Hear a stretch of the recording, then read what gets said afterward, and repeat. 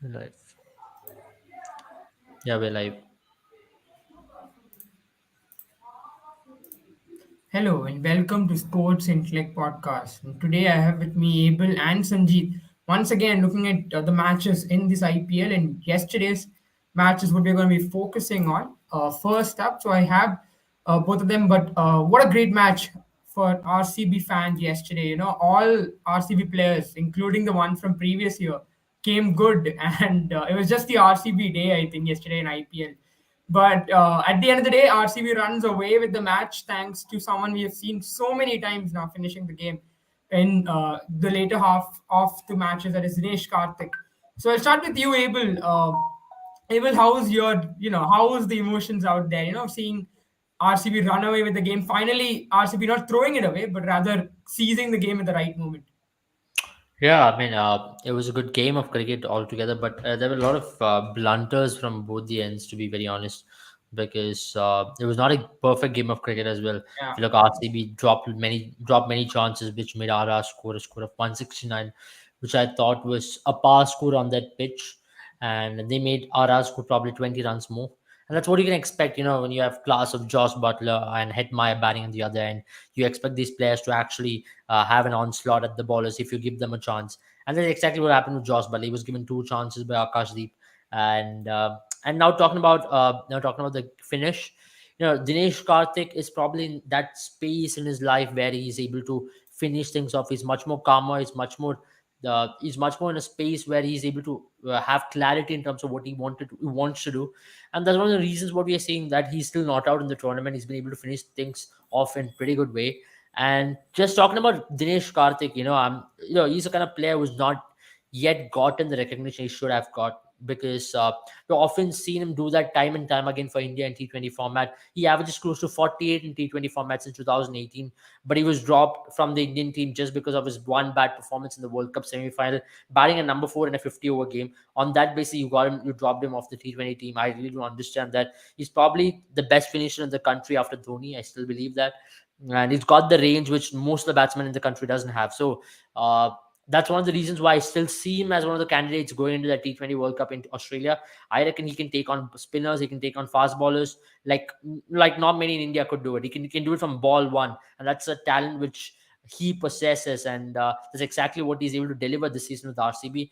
And I know that Sanjit is a huge fan of DK as well, and he's one of the guys who pointed out that DK is going to have a great day. So I'll hand over to him. Yeah, Sanjeet, all to you.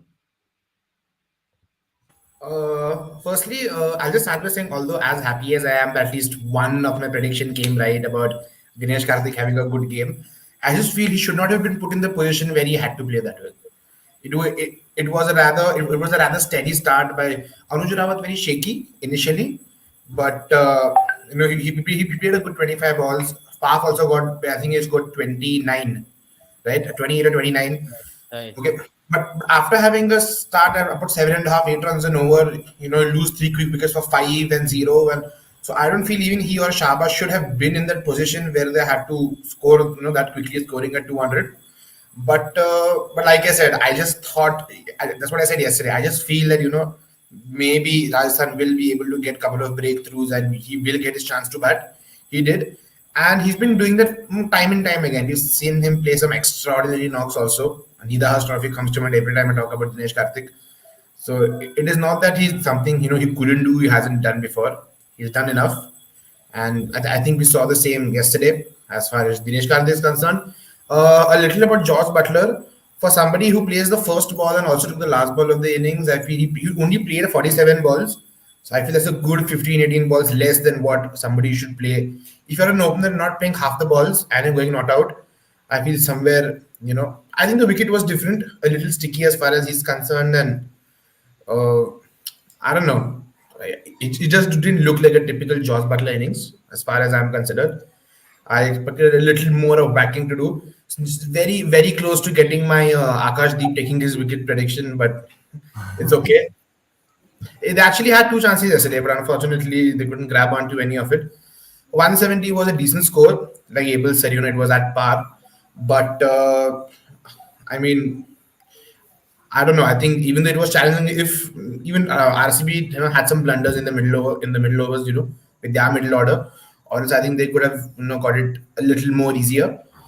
But it was a good game to watch together. A little different, not exactly what I was expecting. I was expecting to either be a run fest or very tough for the batsman to get it through. But it wasn't actually. Just those kind of runs didn't come. That's it. Yeah.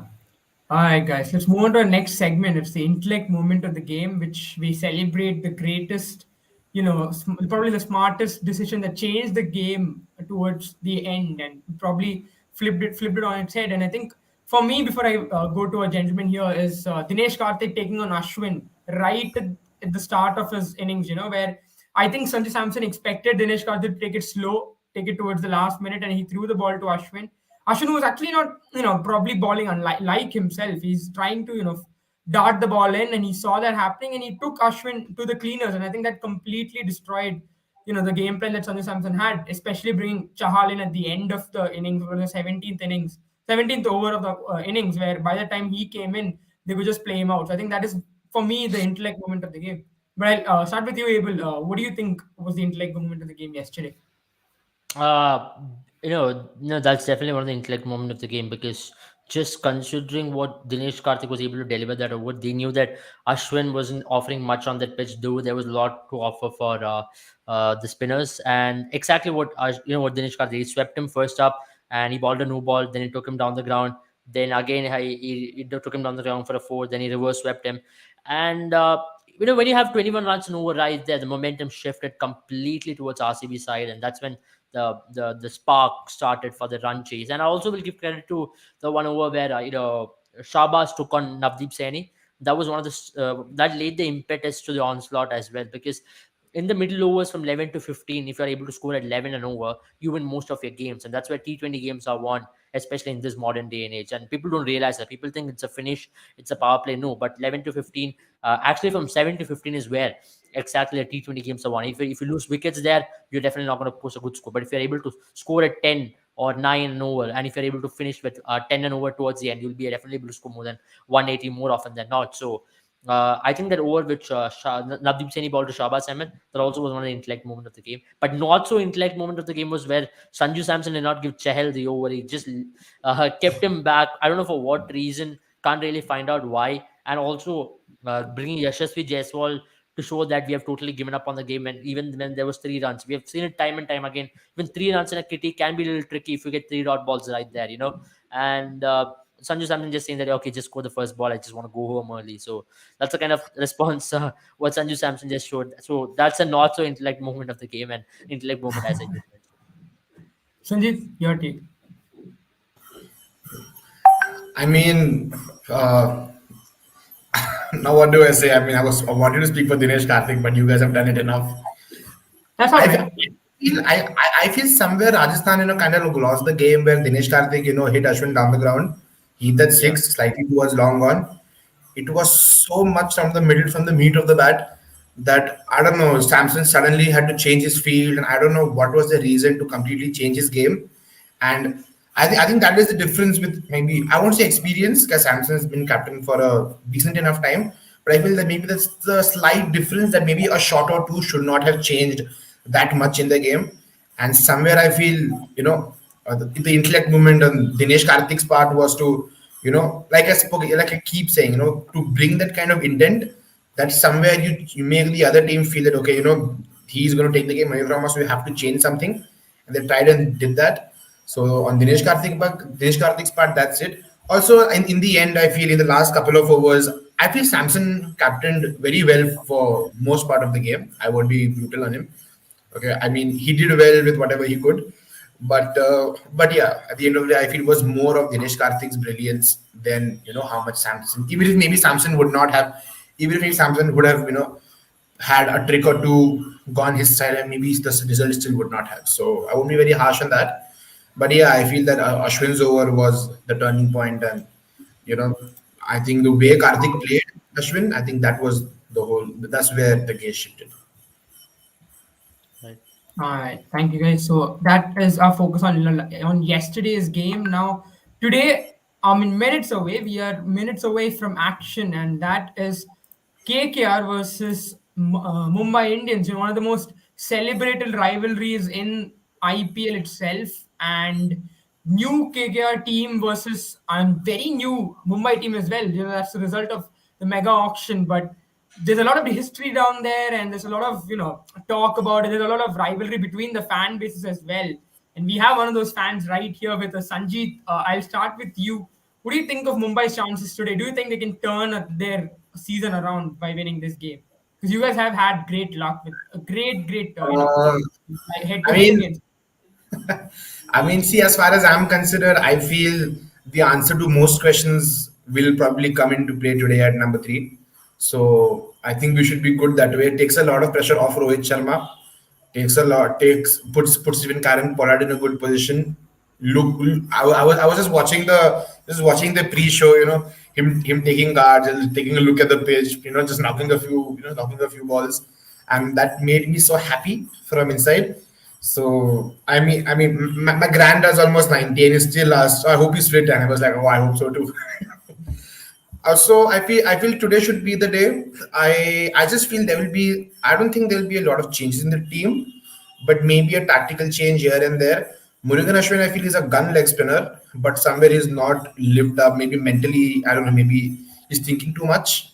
Maybe that could be it. So maybe I can see if at all Mumbai in his plan to go with Markande for this game or whatever, but they aren't a team to chop and change much initially. They usually give it time. If at all Markante comes in today, then probably no Murugaj for the next 8 games. Something of that sort. Timal Mills maybe will bowl a couple, in the power play today. Maybe he gets the new ball. Unadkat maybe comes in, and I say this purely because for somebody like Rohit Sharma, who is big on giving chances again and again, and is okay to overlook a couple of failures, he did not even look towards Basil Thambi after the 26 run over in the previous game. So I feel Thampi maybe misses out today. Maybe Unadkat will come in. Everything looks settled. Mm, I don't know. Anmolpreet I think definitely misses out if Surya Kumar walks in. I think I would like to see Kyron Pollard bat above Tim David. I don't think he should be coming after Tim. I know with only Daniel Sams coming in behind him. So a couple of changes, minor changes that way, except from Surya Kumar Yadav and maybe Basil Thampi. Apart from that, I think the team looks good. It is Mumbai Saraja versus the captain of the other team is also the Prince of Bombay. So I will not say much about it. But KKR also have looked formidable. I saw Brendan McCallum speaking that day about how he wants his batsmen to get some craft into their hitting, as if they weren't already crafty enough. So I don't know. As as a team going up against them, somewhere I fear because I know I've seen Brendan McCullum go berserk, and he clearly doesn't think this is berserk enough, and so he will try and get a little more. So I don't know, but just sometimes I feel pushing someone to a limit where they don't exactly resonate with that kind of play. They tend to do a little extra by maybe not understanding exactly what's required out of them. I feel today, I mean, a lot will depend on Bumrah. I feel. And of course, the party. I haven't seen the pitch yet, unfortunately. I would like to see how the pitch is, but I feel a lot will depend on Bumrah today. But let's say I'm hoping for a good game. I mean, uh, I don't know. I don't know which is the point as a Mumbai fan where I say it's okay if we are losing. The more we lose initially, the stronger the chances are to win the cup. But there is some kind of fear always in our hearts. So I just feel we can get a win today. I mean, this is the classic Mumbai setup. Lost 2 games, they know they can lose 4 more, and they'll try and give it their all. Something different will happen today. That I can assure. What it is that I can't say much because knowing Rohit Sharma, knowing that management, knowing maybe a Jayawardene, something different definitely. But what it is, I'm not very sure. Right. Right. Abel, over to you. KKR has won the toss and elected to ball first on a pitch Yeah. which is actually in this tournament has defied the trend. Of the games that have been played here, both have been won batting first. Yeah. But and Rohit Sharma said at the toss that he wanted to bat as well. So now Yeah. over to you, Abel, because there are two changes from what we see. Yeah. I know. Obviously, one is Pat Cummins coming in for Tim Saudi, and the other is a player that you have been talking a lot about, Rasik Salam, who's come in for Yeah. Shiva Mavi. So I'll get over to you and explain the changes and probably the tactics that are going into it. Yeah, I mean, Rashik Salam has been doing excellently well in the nets. He's been clocking to 140, 145 kilometers. He's one of the compatriots of Umran Malik as well from Kashmir. This guy was a part of Mumbai setup. He is one of Mumbai's own. Mumbai let him go at one stage, and I'm also very happy to see Deval Brevis make his IPL debut. I've I been am raving for this astounded. guy. I've been I raving for want you this to guy. leave everything aside and tell me where he plays. And I think he's been replaced. He's replacing Tim David in the lineup. And I mentioned to Jaren earlier today, if Mumbai has to go with the setup, it should be Devol Brevis coming in. And I would like to see Tilak Verma batting at number five, because I think this Oh, guy has got the talent to bat number five in the lineup, and he also balls a bit. So I would like to see more of an all-round job given to this lad. And because Tim David, I still think he's got a huge case against spin, against quality spin. This lad struggles. I've seen it a bit in the CPL, but you are just taking a sample size from PSL where the pitches were as flat as NH47 or as flat as NH1. Because even if you ball anything on the ball is not turning, ball is coming rightly onto bat like a dream. You could actually can blindfold and still connect the ball and you can still go. That's how flat the pitches were in PSL. So the sample size we should take from yeah, that's cricket info by the way. And so yeah, yeah, as we were talking about Devil Brevis, I think Brevis is one of those players, which impressed many people under 19 World Cup, leading run scored in the World Cup. It's got that range of AB de Villiers. People call him the baby AB, the real baby AB, hopefully. And I think he's in a very good setup that he can develop into a player who can probably yeah. serve international cricket for a very long time as well. And I'm quite excited to see Rashid Salam as well. And Patrick Cummins coming for Tim Southey. I'm a little surprised because Tim Southey had done nothing wrong so far. And I don't know why. It was like a forced change just because Patrick Cummins is there. They had to bring him in. But I would have still preferred to stick on with Tim Southey, considering Pune's pitch. It offers swing, especially up front, and possibly Tim Southey could have got a couple of wickets there.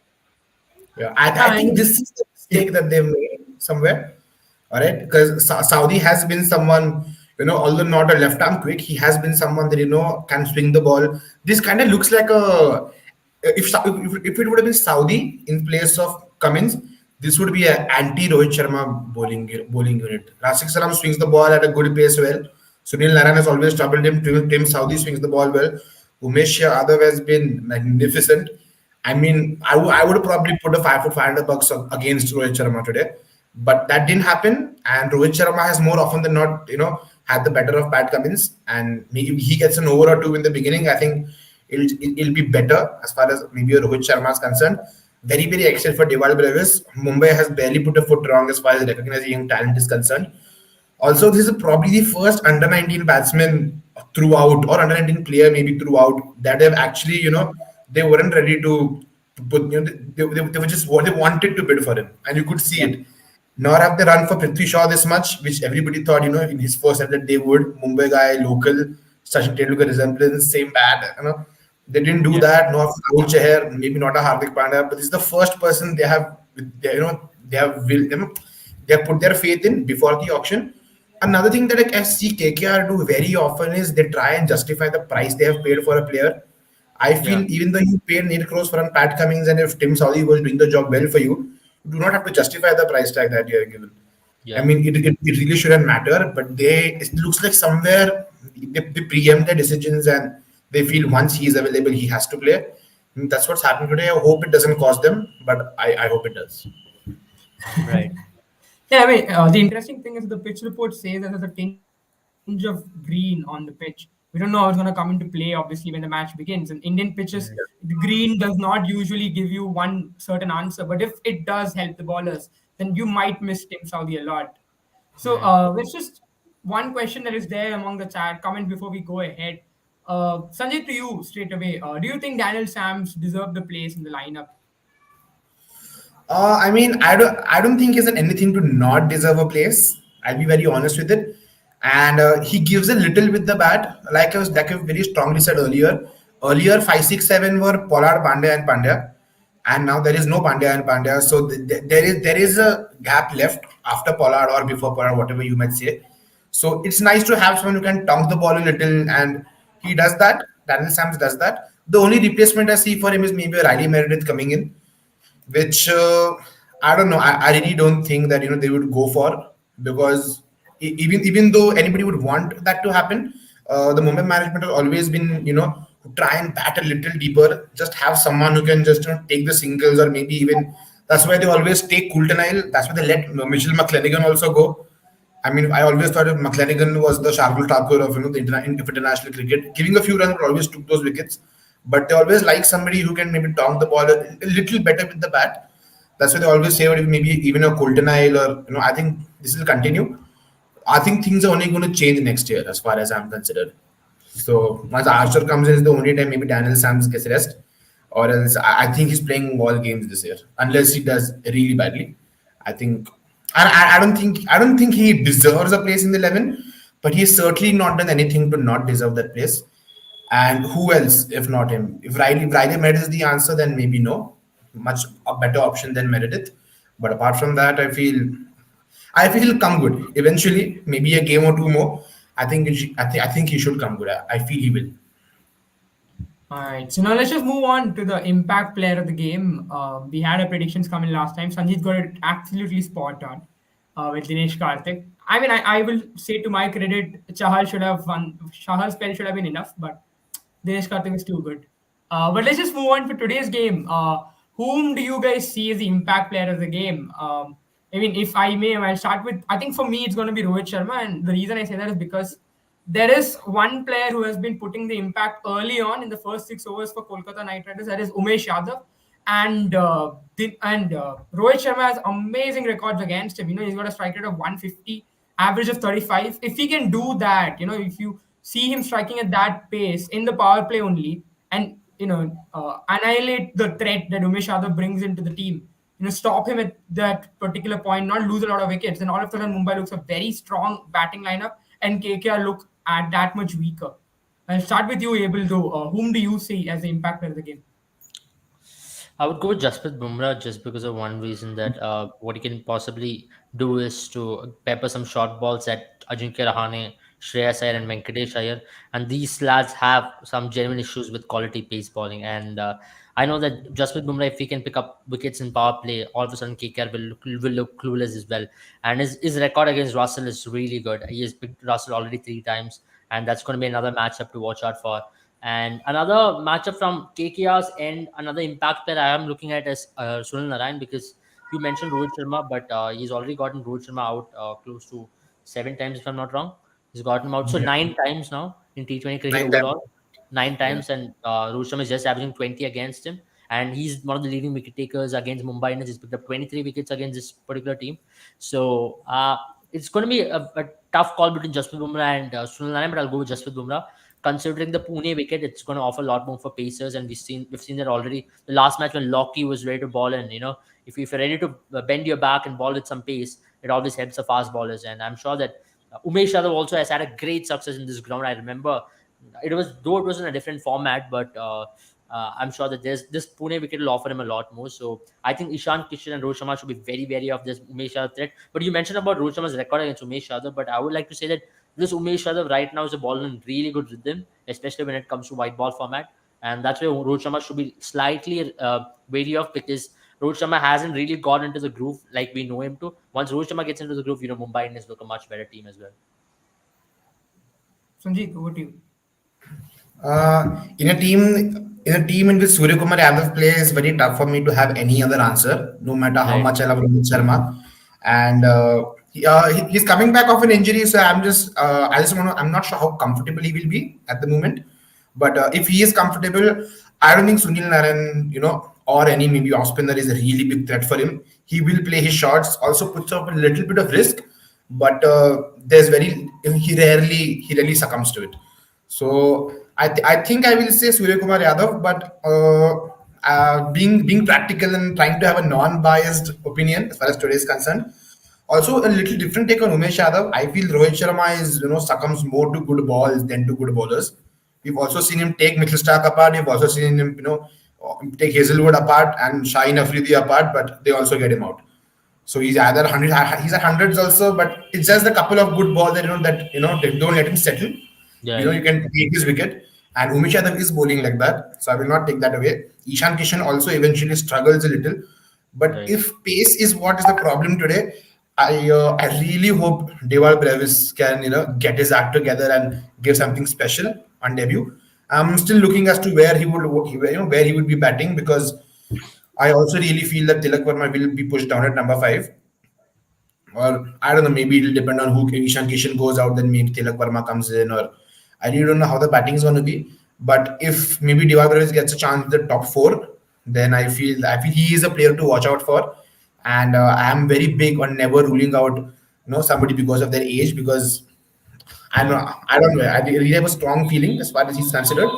Also, Surya Kumar Yadav, and I'll never rule maybe Jasprit Bumrah out, because this batting lineup looks like it'll take something nice from Jasprit, or something different from Jasprit to get them away. Very excited for Ajinkya Rahane. Plays a lot of cricket here. This is looks like the kind of pitch where maybe Bumrah doesn't get him out. Maybe a very steady and a slightly larger innings than the expected from Ajinkya Rahane. I love the way he bats. Should suit him. Hope it doesn't. But Ajinkya Rahane and Surya Kumar Yadav are the two players from the two teams that I feel will have an impact. High hopes for Diwali Brothers. All right. Thank you, Sanjeet. So now we move on to the predictions. And yesterday, I mean, no one got it 100% right, but KKR did win it in the 20th over. So maybe Abel came the close. I mean, sorry, RCB. Beg your pardon. RCB won in the 20th over. So maybe Abel's the one who came the I mean, closest. April did say 19.4, so credit to. Yeah. Close, close. I should probably stick on to one over. I should not stick on to balls. 19.4, 19.9. I'll say the over. So I think this match Mumbai is gonna continue their record. It's 22-7. KKR is a bunny to Mumbai, and I think it's gonna continue as usual. Though this is the KKR's best chance to defeat Mumbai, and they've already got a good start by winning the toss. But no, I don't expect any due to come into Pune. Pune being in the central zone of Maharashtra, not in a coastal city. I expect Murugan Ashton also to come into play. Murugan Ashton has a decent record in this ground, playing for Pune Super Giants as well, and also play for Pune Super Giants in the same ground. So I think it's going to be Mumbai. Now Mumbai is definitely going to score close to 180. And they might restrict KKR by 15 to 20, 10, 15 20 runs, because I don't think Russell Muscle will come into party today, just considering Mumbai's pace attack. All right. What do you think is going to be KKR's target, and if Mumbai is going to chase it down, and how long? You asking me? I'm asking Abel actually. He Okay, just what will yeah. be their target? I told you it's going to be 180, between 180 185.